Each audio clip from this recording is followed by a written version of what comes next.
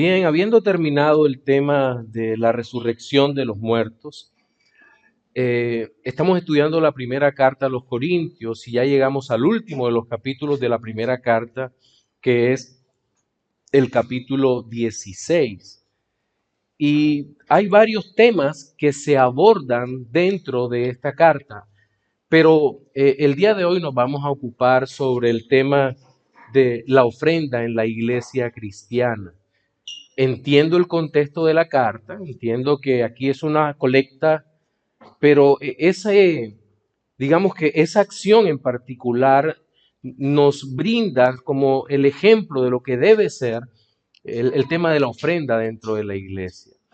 Y seguramente cuando hablamos de ofrenda dentro de la iglesia, dentro de nosotros como iglesias reformadas, es hasta un poco raro escuchar hablar de ofrenda, porque creo que hablamos de ofrenda, no sé, tal vez unas 2 veces, hemos hablado como 6 o 7 veces en 21 años sobre la ofrenda, pero ahora corresponde hablar. Es cierto que no es un tema fácil, no es un tema delicado por lo que connota la ofrenda dentro de algunos sistemas religiosos actuales, sobre todo sistemas evangélicos, donde el centro de la predicación dejó de ser Jesucristo para el centro de la predicación sea el hombre.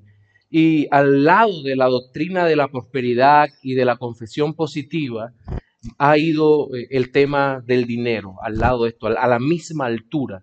Tanto que podemos decir que hay congregaciones que no giran alrededor de Cristo, sino que en su totalidad giran alrededor del dinero, del dinero.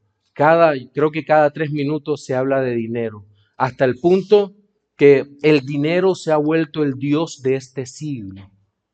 Todo parece, todo parece ser dinero, dinero, e incluso cuando se habla de bendición, se habla de dinero.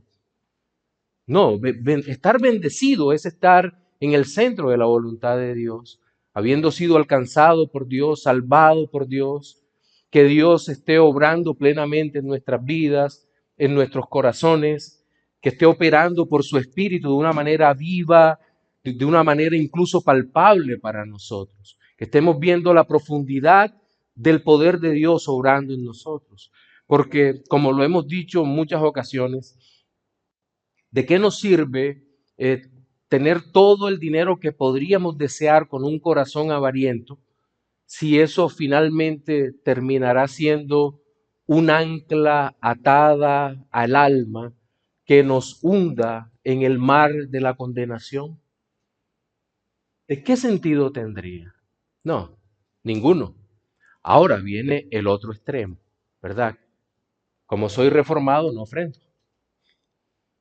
No, tampoco es la idea. La Biblia tiene una medida para todas las cosas.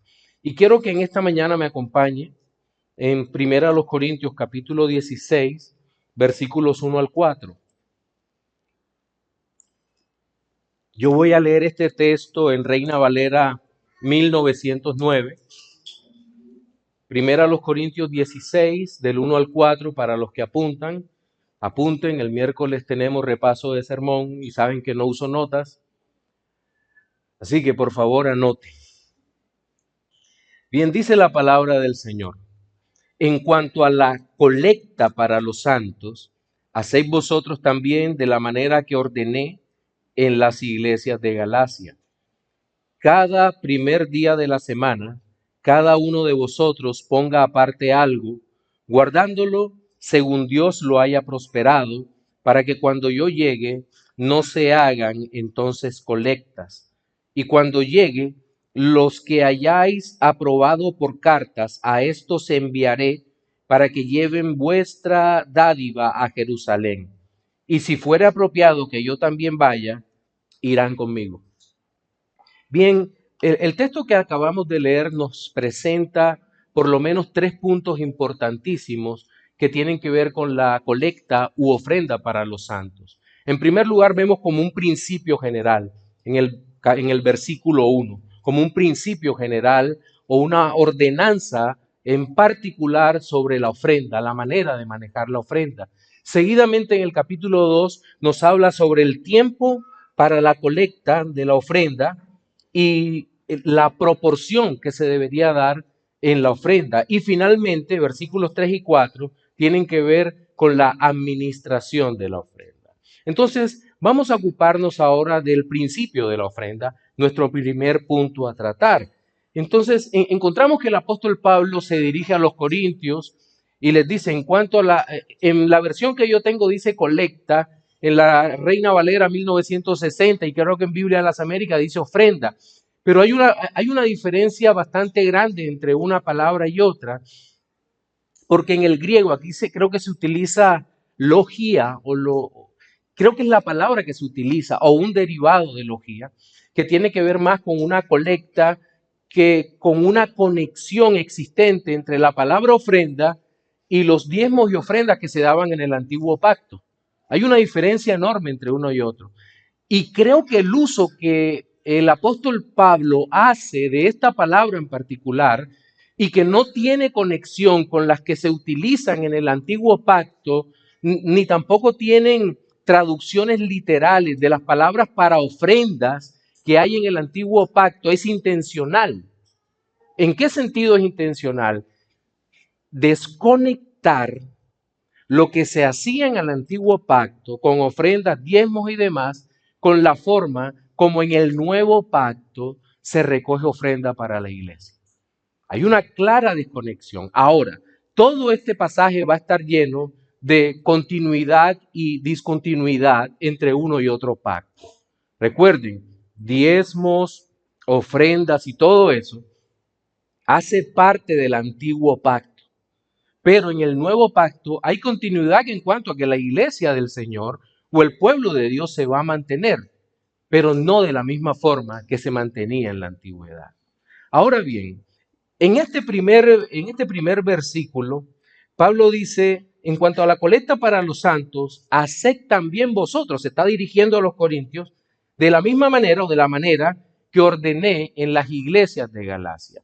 Pablo le está diciendo que ya hay un principio para la colecta que se estaba utilizando en las iglesias probablemente del sur que se habían plantado.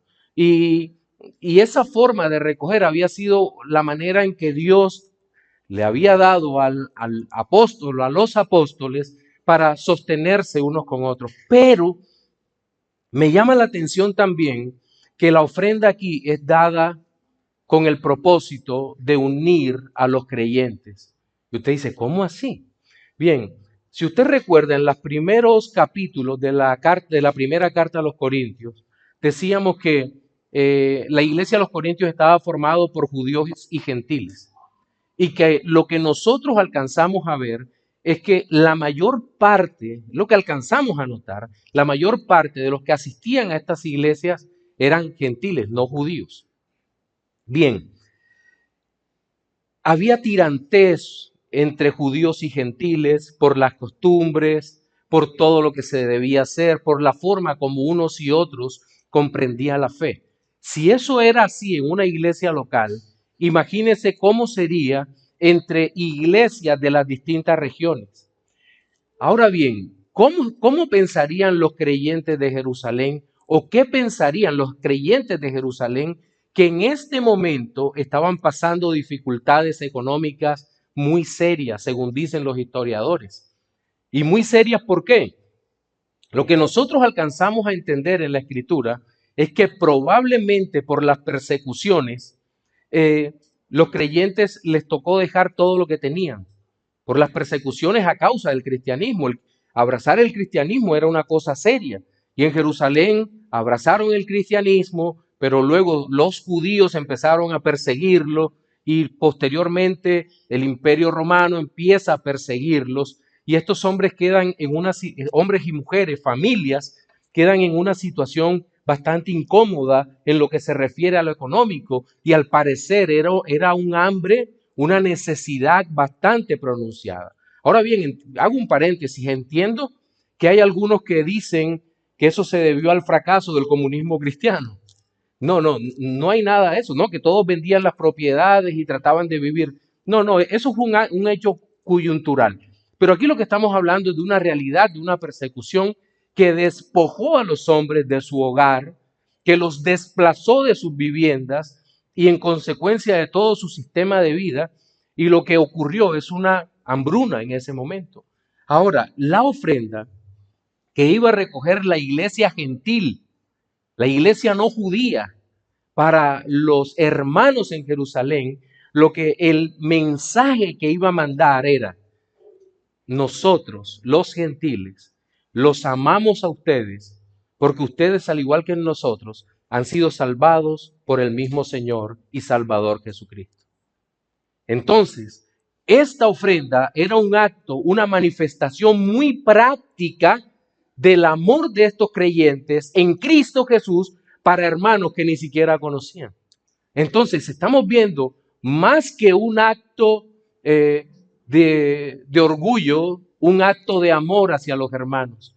Más que un acto en donde pretendieran enriquecerse porque estaban dando algo, lo que estábamos viendo es que creyentes anónimos le estaban diciendo a otros creyentes anónimos y necesitados que para ellos en Cristo Jesús tenían todo. Y creo que aquí se puede hacer una primera aplicación a nuestro primer punto de hoy, y tiene que ver con la forma como nuestro corazón es inclinado a dar no solo a la iglesia, sino a los hermanos. ¿Cierto? Cuando hay hermanos en necesidad, el Señor mismo nos ha dicho que no sepa tu mano de izquierda lo que hace tu mano derecha, o viceversa, podríamos decirlo. Es decir, es un hermoso gesto anónimo que no hay necesidad de estarlo publicando. Pero entonces vendría el segundo punto. ¿Cuándo recoger esta ofrenda? ¿Qué porcentaje de la ofrenda? Como principio, ¿cómo hacemos esto? Y aquí el versículo 2 creo que es la sección más amplia de todo el sermón que voy a tratar hoy. Dice, vamos por partes. Cada primer día de la semana es el momento de la ofrenda. Cada primer día de la semana. Recuerdo que hace muchos años, y perdonen la anécdota o la narrativa que hace parte de nuestra historia como iglesia, nosotros tomábamos y poníamos por allá una caja. Los más antiguos se acuerdan, poníamos una caja y lo hacíamos porque no queríamos dar un mensaje a la gente que venía herida de otras congregaciones en donde los habían explotado materialmente. Y poníamos la caja por allá y a nosotros se nos olvidaba este principio, y es un principio de adoración. Cada primer día de la semana. Es decir, nuestra ofrenda hace parte de la adoración. Y es un principio bíblico. Por esa razón, nos tocó arrepentirnos y hacerlo parte de nuestro servicio. Ahora, este pasaje nos habla, entre otras cosas, nos sirve para probar que la iglesia primitiva se reunía los domingos, el primer día de la semana, después del sábado justamente. Ahora, no solamente venimos a recoger ofrendas, venimos principalmente a adorar a Dios, y la ofrenda es parte de esa adoración. ¿Cuál es el problema con esto? El problema es que muchas veces la colecta de recursos parece ser lo único importante dentro de un culto. Recojamos esto por esto, y esto por esto otro, y el cumpleaños del pastor, y cualquier cosa. Y una ofrenda para esto, y una ofrenda. No. Se pierde la proporción de las cosas. El pueblo del Señor, cuando se acerca al Señor, es para glorificar al Señor en el día del Señor. Cada cosa que hacemos es para la gloria de Dios. Entre estas la ofrenda. Entonces, ¿el tiempo cuál es? El tiempo de la ofrenda, el domingo. ¿Significa eso que no podemos recoger si nos reunimos los miércoles o los viernes? Sí, eso significa que no es adecuado recoger otro día que no sea el domingo. Que no es adecuado hacer una colecta otro día que no sea el día del Señor. Eso es lo que significa, porque de otra manera estaríamos pasando por encima del principio bíblico. Y en eso tenemos que ser totalmente responsables. Entonces, lo primero es el día, el momento, un tiempo, un día. Segundo, cada uno de vosotros ponga aparte algo. Y esto tiene que ver con la administración, con las finanzas personales. Sí, la ofrenda se recoge el primer día de la semana, pero nosotros durante la semana, o los corintios durante la semana en este caso, iban guardando probablemente de lo poco que tenían. Recuerden cómo estaba estructurada la iglesia en Corinto. Muy pocos nobles, lo dice Pablo por allá en el capítulo 2, capítulo 3, los demás eran siervos o esclavos que probablemente tenían muy pocos recursos. Repito, muy pocos recursos. Pero estas personas quisieron colaborar también con lo que estaba ocurriendo en Jerusalén y enviar allá su donativo.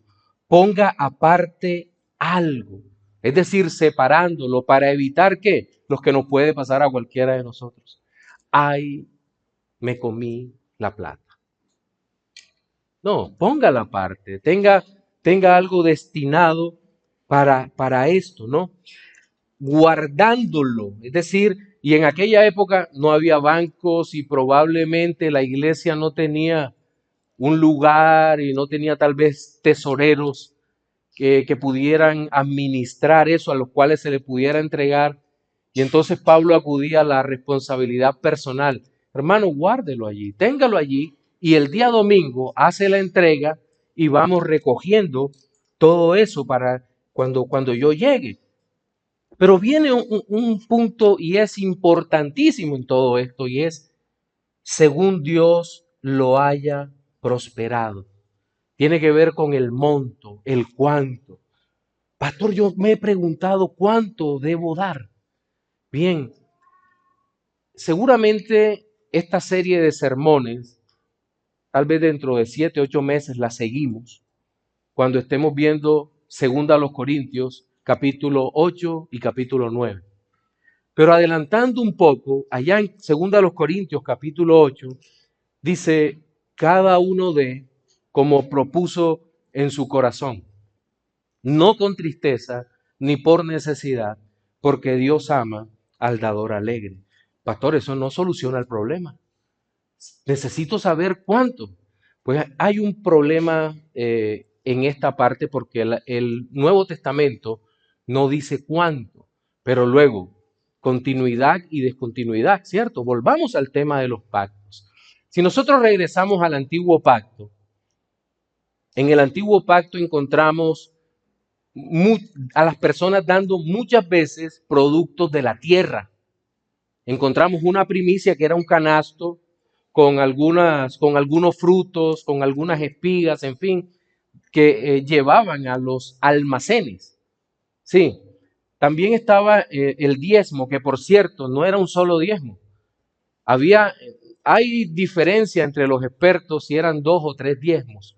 John MacArthur en la Biblia comentada dice que probablemente el diezmo fuera más o menos hasta el 23% en épocas del Señor Jesucristo. Otros han llegado a pensar que sumado todo, incluso el impuesto del templo, podía llegar al 30%. Total, no sabemos cuánto es, pero gracias a Dios estamos libres de la ley. Estamos libres de la ley. ¿Y por qué estamos libres de esa ley, de la ley del diezmo y demás? Pues el ejercicio es bastante sencillo. No estoy haciéndolo o ridiculizándolo o reduciéndolo, pero piense esto. En el antiguo pacto era necesario mantener el tabernáculo, después el templo, los sacerdotes y levitas y todo un entramado ceremonial bastante amplio de los judíos que tenía que ser sostenido por el pueblo de Dios, por el pueblo de Israel en ese momento, tipo de la iglesia. Entonces ellos tenían que dar, pero ¿qué ocurre? Una vez venido nuestro Señor y Salvador Jesucristo, en quien se cumplen todas las ofrendas, es decir, todos los animales que eran ofrecidos, que eran representaban tipológicamente a Cristo. Ya no necesitamos sacerdotes porque tenemos a un gran sumo sacerdote, nuestro gran sumo sacerdote, que es nuestro Señor y Salvador Jesucristo. Y todo este entramado complejísimo desaparece totalmente. En consecuencia, no hay nada del sistema viejo que nosotros tengamos que llevar esas cantidades de impuestos. De hecho, recuerdo que hace muchos años tuve una discusión no pequeña con un amigo, aún lo considero mi amigo, y me decía, Alex, es que los diezmos se pagan, la ofrenda es voluntaria. Y le decía, ¿y a quién le da los diezmos? Nosotros somos los nuevos sacerdotes. No, los sacerdotes somos la iglesia. Cada miembro, desde el que se convirtió ayer hasta el pastor de 40 años en el ministerio, todos somos sacerdotes. Por lo tanto, es una falacia argumentativa decir que el diezmo hoy en día se le entrega a los pastores como sacerdotes del nuevo pacto. No, señor, el sacerdocio es universal. Ahora, ¿qué hacemos entonces? ¿Qué solución nos presenta la Biblia frente a eso? Pues bien, creo que el sentido común santificado nos debe llevar en una dirección. ¿En qué dirección? Bien, en el nuevo pacto es verdad que no hay diezmos, pero la pregunta sería, ¿daremos menos en el nuevo pacto que en el antiguo pacto? ¿O seremos como aquellos creyentes? Y miren, lo estoy diciendo sin ningún problema, porque ninguno de nosotros los pastores sabemos si ustedes dan o no dan, porque no manejamos eso. Después hablamos de eso. Pero el asunto aquí a considerar es que en el nuevo pacto, siendo un pacto de gracia, no creo que estemos llamados a dar menos. Ahora, quiero ser cuidadoso en esto porque sé que estoy caminando en una cornisa muy, muy pequeña. Hay personas que dar 10% es mucho para ellos. ¿Por qué? Porque no tienen. Y seríamos irresponsables si les decimos, da el 10% que Dios te va a prosperar. ¿Y si no?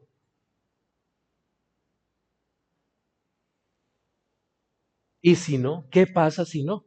Si Dios no tiene en su propósito prosperar a alguien financieramente, ¿por qué? Porque Dios es soberano y Dios prospera al que Él quiere.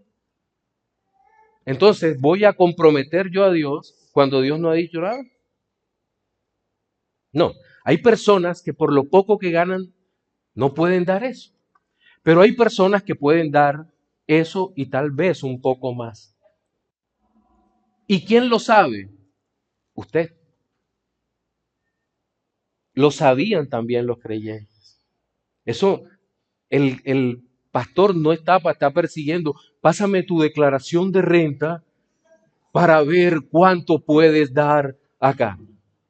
Yo creo que tiene todo el derecho el hermano de decir, ¿sabe que no sea tan sinvergüenza? Yo me voy para otro lado. Y porque usted no sabe ni, usted no le interesan mis finanzas personales. Ahora, hay un tercer aspecto, y quiero citar aquí al pastor, al doctor Miguel Núñez.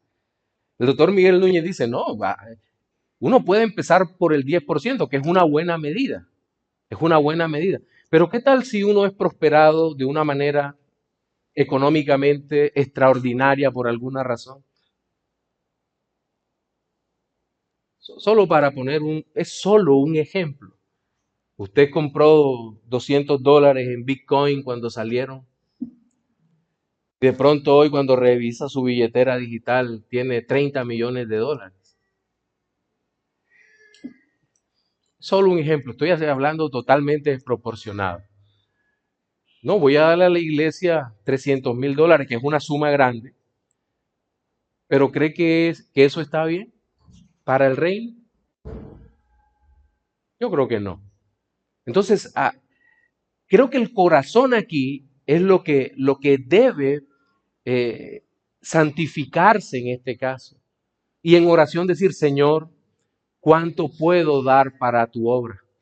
Y creo que es lo que estaban haciendo los hermanos. Allí había personas que ganaban muy poco y de lo poco sacaban y daban a otros hermanos y daban para la iglesia. Había hermanos que ganaban mucho y de lo mucho sacaban para sus hermanos y sacaban para la iglesia, pero cada quien estaba dando conforme a lo que Dios lo haya prosperado. Y me llama la atención el tiempo verbal en que está escrita esta frase, porque dice según lo haya prosperado. Nótese que aquí el apóstol no está jugando con la ambición de muchas personas que llegan a la iglesia y después se van frustradas, pero se van frustradas por su propia ambición. Porque ¿cómo le gusta oír a la gente? Trae para que Dios te devuelva. Nunca hemos escuchado eso, ¿no? No es lo que dice el texto. Aquí dice, bendice a los otros porque Dios ya te bendijo. Esto es una respuesta a la gracia, es agradecimiento de lo que Dios me dio.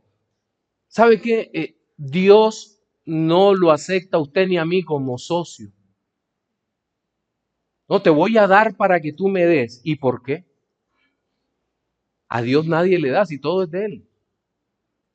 Es una verdadera tontería nosotros pensar que este mundo que Él hizo y lo hizo para su gloria, Dios necesitará algo de nosotros. No tiene ningún sentido. Dios no necesita nada de nosotros. Todo el universo es de Él. Nosotros somos suyos. Entonces, casi siempre lo que ocurre es que hay una cantidad de personas ambiciosas detrás de esto que juegan con la necesidad o con la ambición, ¿cierto? La necesidad por un lado, porque, hombre, hay personas con hambre, hay personas que necesitan esto. Sí, y hay otros que son tremendamente ambiciosos. No es que yo quiero esto y por eso lo voy a dar todo. ¿Qué hay en tu corazón? Un momento. Miren, recuerdo que uno de los pastores que fue una gran influencia para mi vida, cuando a él le tocaba recoger la ofrenda, o en aquel caso los diezmos, decían, si tú crees que te vas a prosperar o tienes la necesidad de prosperarte económicamente, o si tú das con amargura de corazón, cualquiera sea esa situación, yo te pido por favor que no des. Quédate con eso porque te va a hacer mucho daño. Por favor, guarda eso. Es decir, si tenemos un corazón que no es generoso, por favor, no des. Es verdad, porque se va a hacer mucho daño. No es que me va a faltar, es que yo me iba a comprar. No, tranquilo. Nadie te va a perseguir, nadie te va a expulsar por eso. Pero si por el contrario tienes un corazón que ha sido tomado por Dios, pues que el Señor te ayude a que puedas compartir conforme al propósito de Dios, según Dios lo haya prosperado, según Dios lo haya prosperado. Y aquí nuevamente aterrizo en el tema de la ofrenda en particular para los santos en Jerusalén, para que cuando yo llegue, le escribe Pablo, no se hagan entonces colectas, es decir, para que no estén corriendo el último día, hay que enviar a Jerusalén la ofrenda, yo tengo, no. Por favor, ténganlo todo preparado. Y aquí se aplica un principio para nosotros también, lo que habíamos hablado. Que no sea que cuando recogen la ofrenda o cuando voy a hacer un traslado bancario a la iglesia, ¿cuánto es que? No, ya esté preparado para que ese pensamiento no lo saque del servicio al Señor, de recibir la palabra, de glorificar a Dios en medio de todo eso. Entonces, aquí en esta parte encontramos el momento de la ofrenda y el monto de la ofrenda. Pero viene un tercer aspecto que es importante también considerar y es la administración de la ofrenda. Ya a partir del versículo 3 dice, y cuando llegue los que hayáis aprobado por cartas, a estos enviaré para que lleven vuestra dádiva a Jerusalén. El contexto particular. Pablo les decía, miren, cuando yo llegue, ya ustedes allá en la iglesia de los Corintios, en la iglesia de Corintios, por favor, escojan a los hermanos, o como dice Charles Ehrman en su comentario, dice, por favor, busquen hermanos que sean capaces. No está hablando de los diáconos necesariamente. Es una especie de junta de finanzas.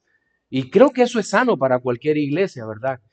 ¿Qué está diciendo también? ¿Qué principio hay acá? Nótese que Pablo no está hablando con el pastor de la iglesia. ¿Por qué?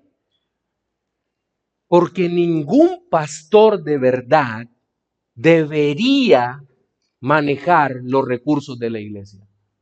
Ningún pastor debería tener sus narices metidas en las cosas de la iglesia, en los dineros de la iglesia. ¿Por qué? No es ético, no es bíblico. Eso lo debe manejar otra persona, totalmente distinta de nosotros. ¿Por qué? Porque ¿a qué nos llamó el Señor? El Señor no nos llamó a administrar la iglesia, sí gobernamos la iglesia como parte de nuestra labor, pero principalmente los pastores estamos llamados a anunciar a Jesucristo, a anunciar que el Señor Jesucristo vino a la tierra, vivió la vida perfecta que no podíamos vivir, que el Señor Jesucristo murió la muerte sustituta para que nosotros tuviéramos vida en Él, resucitó de entre los muertos al tercer día y ascendió a los cielos, a donde está sentado a la diestra del Padre. Eso estamos nosotros llamados a proclamar, pero nosotros no estamos llamados a tener nuestros ojos, nuestras narices metidas en las cosas, en los recursos de la iglesia, porque eso definitivamente no está bien. No está bien. No es ético. ¿Qué hacían las iglesias? Pues no nombren un comité de finanzas. Ahora bien, y digo esto a pesar de que puede haber muchos casos como el mío. Yo soy contador público, soy auditor, me gano la vida también como consultor y creo que es importante, aún a pesar de mi profesión, no tener la mano metida en esto. ¿Por qué? Porque el Señor nos manda otra cosa. Para eso hay hermanos capacitados. Ahora, no solo los diáconos, ¿verdad? Sino que si hay personas capaces que nosotros podemos incluir en los distintos trabajos de la iglesia, incluida la finanza, pues bienvenidos sean. Vengan y trabajen con nosotros, ayúdennos a administrar. Miren dónde tenemos fallas, hermanos, y que todo lo que hagamos sea para la gloria de Dios. Allí seguramente nombraron unos creyentes. Ahora, la discusión aquí sería ¿quién enviaría las cartas de recomendación a la iglesia de Jerusalén para que estos hermanos fueran? Y esto era un trabajo difícil. Recuerden que los viajes de antes y el poder llevar dinero de un lado a otro requería movimiento. Estaban en Jerusalén, no sé cuántos días era por barco hasta, estaban en Corinto, no sé cuántos días eran hasta Jerusalén, en barco y luego por carretera. Pero era un viaje bastante pesado, un viaje difícil. Hoy en día es solo hacer una llamada, ¿verdad? Por favor, hazme el traslado a tal cuenta bancaria, incluso el traslado internacional. No importa, simplemente se hace y no pasa nada. Pero en aquella época incluso no se podía mandar una sola persona porque se podía perder la ofrenda. Lo podían asaltar, los peligros que había en aquel momento. Tantas cosas que podían ocurrir. Tenían que cuidarse unos a otros, entonces era mejor que fuesen varios hermanos como nosotros alcanzamos a ver en otros textos. Creo que en Romanos 15, del 19 en adelante, si no me acuerdo, si mal no recuerdo, una parte en Hechos capítulo 20, otra parte en 2 Corintios 8 y 9. Pero entonces los hermanos podían ir acompañados por otros hermanos. Y esto era importante para eso, para la transparencia. Y el apóstol Pablo va a cerrar todo esto diciendo, y si fuera apropiado que yo también vaya, irán conmigo. Mire esto, él tiene la autoridad apostólica. En el versículo 1 ha dicho, hagan como ordené las iglesias de Galacia. Pero ahora con temas de dinero, el apóstol dice, si fuere apropiado. Recuerden que el apóstol había tenido una diferencia sensible con los hermanos de Corintios por el tema de los dineros. Él sabía que tenía derecho, él como apóstol, a recibir una ofrenda para que lo sostuviera en Corintios. Sin embargo, este hombre prefería trabajar haciendo carpas para no ser gravoso. ¿Por qué? Porque seguramente en aquella iglesia había un grupo de detractores que estaban diciendo o estaban atacándolo, diciendo que él no era suficientemente honesto o algo por el estilo. Y en consecuencia, el apóstol Pablo dice, yo no voy a ser gravoso para ustedes y dejen, esta es mi gloria, déjenme trabajar, yo trabajo solo y no voy a cargar a la iglesia a la iglesia de Corinto, porque en la carta a los filipenses sí acepta que otras iglesias le den ofrendas.